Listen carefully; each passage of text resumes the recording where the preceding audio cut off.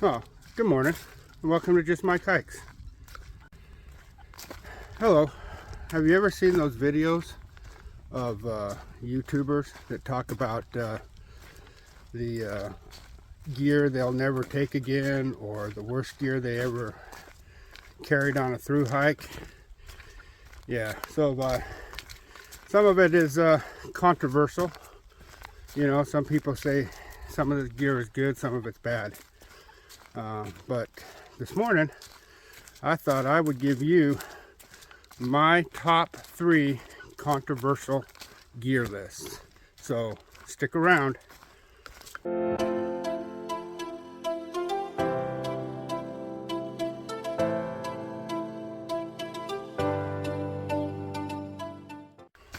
Okay, item number 1, the tent footprint or ground sheet. So some people say that you don't need a ground sheet, you don't need a footprint, for various reasons that they'll give you. Some is, you know, the tent bottoms are built good enough to where they're not going to get punctured. It's just extra weight. They cost too much for what good they really do. My take on it is, if you're going to spend as much money as we do on equipment, especially tents, I don't mind having that extra protection for the bottom of my tent. I don't think that setting up my tent without a ground sheet or the footprint would put a hole in it. I'm not worried about it. My tent I think is made very well, but for the 2 or 3 ounces that a footprint costs, I think it's well worth it. Plus, you know, it sets your mind at ease. You know, if you're going to spend that kind of money on a tent, you might as well have that little bit of insurance. Now, of course, the argument is, what kind of ground sheet do you need? You know, do you buy the manufacturer's footprint, which is going to cost you a little bit of money? Do you go out and get a piece of tie-back, cut it to size, use that as your ground sheet? Do you use a piece of plastic, or whatever the case may be? What you actually use for a ground sheet is arguable, but I think what is not arguable is whether it makes you feel better by carrying a footprint. So don't let that be a controversial item on your list.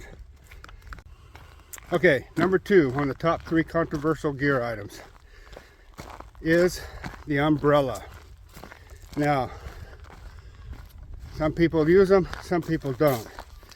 But the reason why people don't take them, their excuses are, it doesn't matter what you have, you're going to get wet. And I agree. You're going to get wet. If it's raining, you're going to get wet. I don't care how good your rain gear is. I don't care how many umbrellas you have, what you have. Unless you have like a military Gore-Tex jacket, more than likely you're going to get wet. But what it does do for me is that when it is raining and I use it, it keeps that rain from beating down in my face and on my head and dripping off my hat. And you know, it may not keep me completely dry, but I do believe that it keeps me from becoming completely soaked. And yeah, it can get snagged sometimes in the green tunnels and some of these other areas that you go through on the Appalachian Trail, but I haven't found that it snags enough for me not to take it. Plus, in the open fields in the summertime, it makes for a great sunshade. And you know, it's always good to keep some of the sun off of you, you know. So it's got kind of a dual purpose. You can find them for usually very lightweight, definitely under a pound. I don't even know how much they cost, but or how much they weigh, but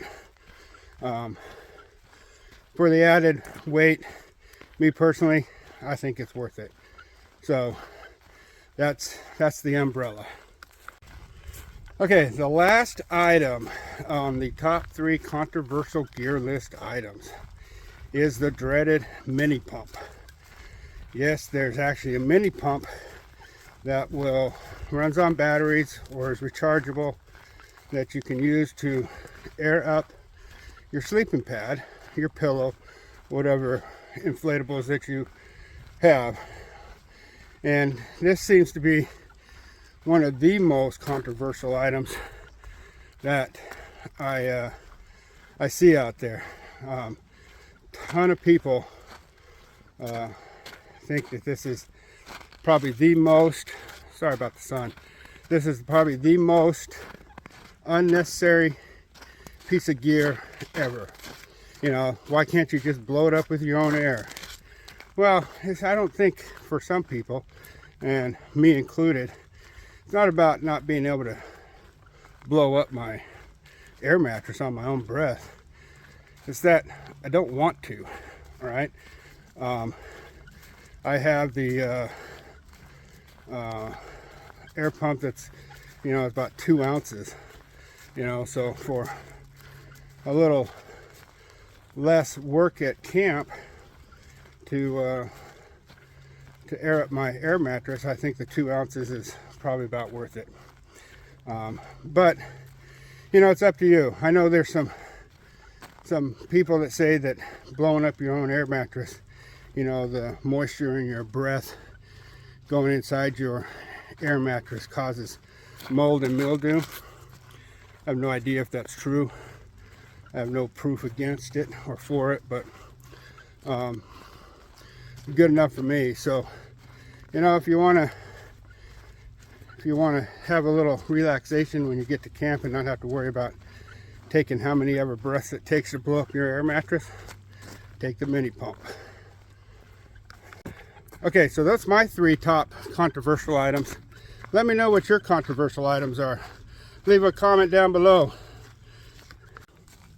I will say though, whatever you decide to do, whether you carry these 3 items or you don't carry these 3 items, it is complete and entirely a personal choice.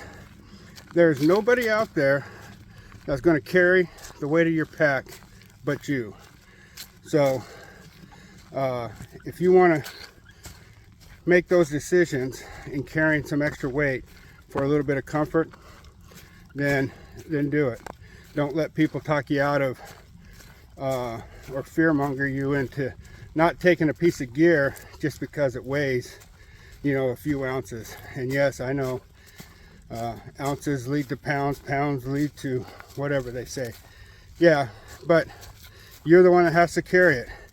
If it gets to the point where you say it's too heavy, I can't carry it anymore, send it home. Send them home. Don't use them. But yeah, take them if you want to. All right, that's it for me. If you haven't done so yet, I would appreciate it if you hit that like button, that subscribe button, and comment down below. We'll see you down the trail. Happy hiking.